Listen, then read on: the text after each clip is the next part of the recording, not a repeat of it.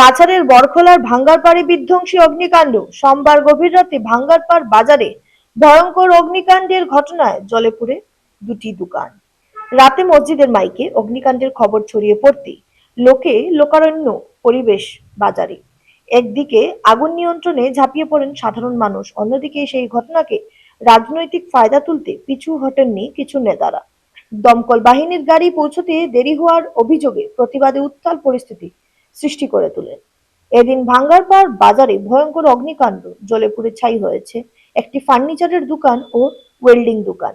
স্থানীয়দের তৎপরতায় রক্ষা পেয়েছে বাজারে থাকা অন্যান্য দোকান সহ পার্শ্ববর্তী এলাকার বেশ কয়েকটি বসতঘর। স্টেট ব্যাংকের এটিএম এর পাশে থাকা ফার্নিচারের দোকান থেকে এই অগ্নিকাণ্ডের সূত্রপাত হয়েছে বলে ধারণা করা হচ্ছিল। বিদ্যুৎ শর্ট সার্কিটের ফলে অগ্নিকাণ্ড সংঘটিত হয়েছে বলে জানা গেছে।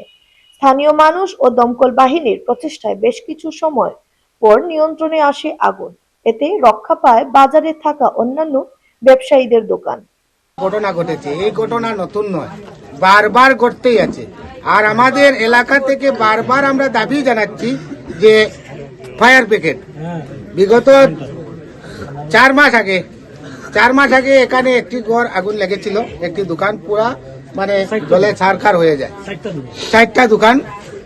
এর আগেও এরকম ভয়ঙ্কর অগ্নিকাণ্ড ঘটেছে।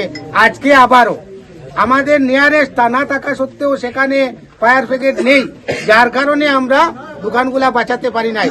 যখনই আগুন লাগে তখন আমাদের গ্রামবাসী একত্রিত হয়ে বালতি দিয়ে আমরা জল এনে আমরা আগুন নিভাতে হয়।